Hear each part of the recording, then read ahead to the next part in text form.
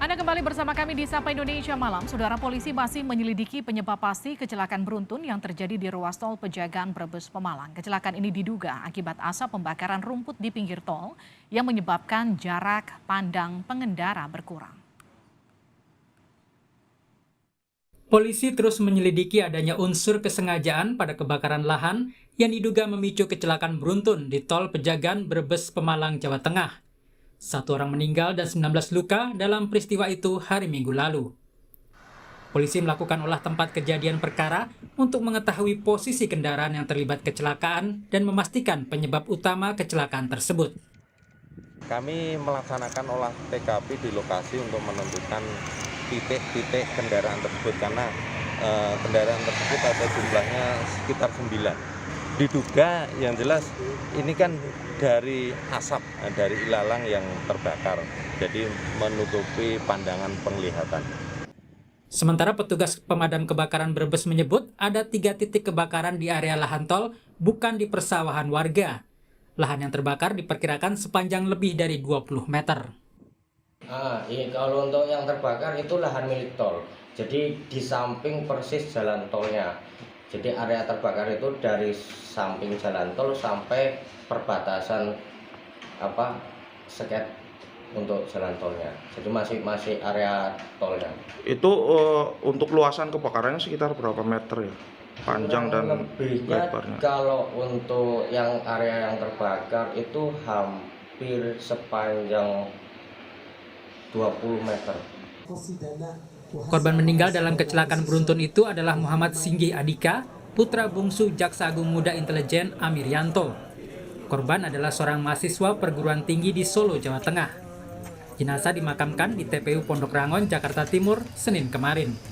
Untuk mencegah kejadian serupa, tim gabungan Polres Pemalang dan petugas jalan tol melakukan patroli dan menemukan pembakaran sisa hasil pertanian di dekat jalur exit Gandulan. Petugas dibantu warga setempat langsung memadamkan api dengan alat seadanya karena lokasi sulit dijangkau oleh mobil pemadam kebakaran. Yang ditemukan yaitu masih adanya warga yang melaksanakan atau membakar lahan pasca panen, sehingga kita langsung melaksanakan tindakan yaitu berupa pemadaman agar tidak mengganggu arus lalu lintas. Kemudian juga ditemukan adanya tumpukan jerami yang ada di pinggir jalan tol yang ditemukan di kilometer 319 jalur A, yang tentunya itu dapat mengganggu aktivitas para pengguna jalan, sehingga kita memberikan himbauan supaya seluruh warga yang ada di sekitar bisa memahami akan resiko serta sanksi hukum yang akan diterima apabila melakukan hal-hal yang mungkin tidak seharusnya atau tidak sepantasnya. Kecelakaan beruntun ini juga jadi perhatian Gubernur Jawa Tengah Ganjar Pranowo. Saat melintas di tol Bawen Ungaran, Ganjar menemukan kepulan asap yang mengganggu perjalanan. Ganjar langsung turun menuju titik asap dan menggerakkan warga sekitar bersama pegawai jasa marga untuk memadamkan api hasil pembakaran rumput. Jadi kemarin saya langsung komunikasi dengan para bupati yang jalurnya atau wilayahnya itu dilewati tol atau sejenisnya lah. Jangan membakar rumput, jerami atau sejenisnya, nah, termasuk ini. Jadi bapaknya yang saya tanya tidak tahu, karena ini lahannya dari tol dan dia tidak tahu, hanya ingin memanfaatkan saja. Tapi kan dia tidak tahu risikonya, maka kemudian dia bakar. Bahaya pembakaran lahan di area tol harus menjadi kewaspadaan bersama. Patroli dari kepolisian dan petugas jalan tol harus terus dilakukan. Warga pun harus diedukasi tentang bahaya membakar lahan di pinggir jalan tol demi mencegah musibah yang bisa menelan korban jiwa. Tim Liputan Kompas TV. Saudara, kecelakaan beruntun terjadi di tol Pejagan Pemalang yang menyebabkan 1 orang meninggal dunia dan belasan lainnya terluka. Diduga kecelakaan itu disebabkan oleh tebalnya asap akibat pembakaran lahan di dekat jalan tol. Bagaimana aturan keselamatan berkendara dalam situasi seperti itu? Kita akan bahas bersama dengan Sony Susmana, praktisi keselamatan berkendara. Pak Sony, selamat malam. Selamat malam. Pak Sony, apa yang Anda catat dari kecelakaan beruntun ini? Iya, pertama gini, biasanya mengemudi itu hanya mengandalkan penglihatan mata, gitu kan. Padahal penglihatan itu adalah sebagian dari proses yang namanya mengemudi. Karena setelah kita melihat sebuah objek, baik itu bahaya atau tidak bahaya, itu harus dikirim sinyalnya ke otak. Kemudian apa sikap selanjutnya? Mengidentifikasi masalah-masalah yang ada di depan. Kemudian memprediksi, kemudian sampai mengeksekusi apa yang harus kita lakukan. Apakah berhenti atau terus? Kemudian apa risiko-risikonya harus dipikirkan. Dengan catatan otak dalam kondisi fokus, kemudian badan fit dan rileks. Dan banyak sekali dari pengendara yang saya prediksi di sini adalah overspeed.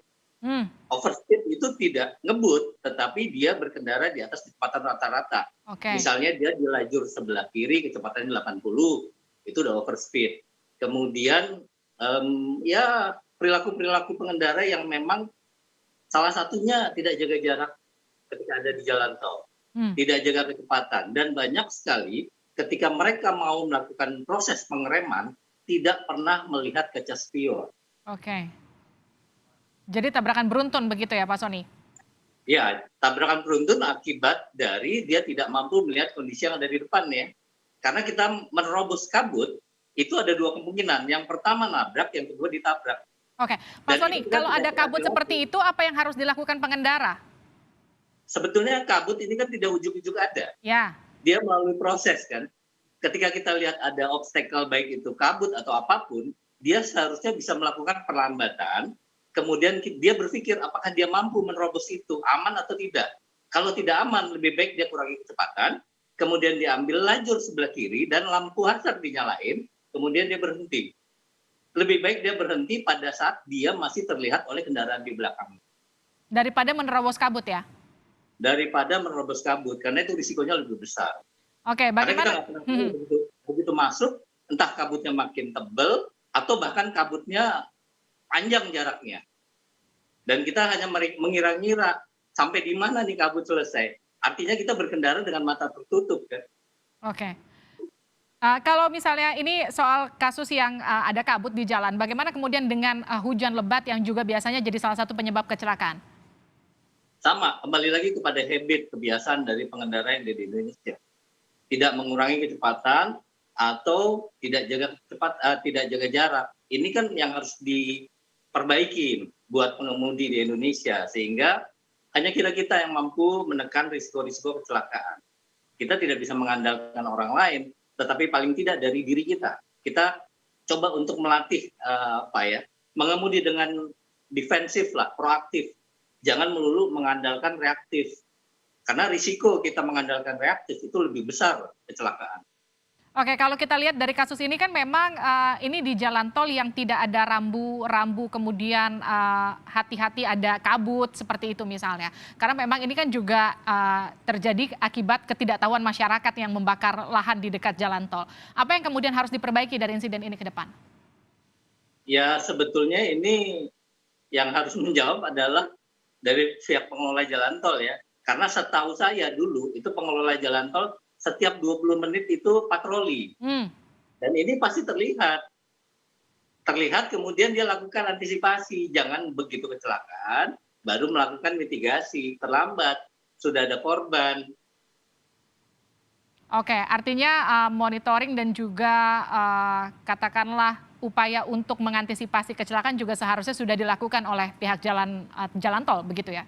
Iya, betul sekali. Terima kasih telah bergabung bersama kami Pak Sony Susmana, praktisi keselamatan berkendara.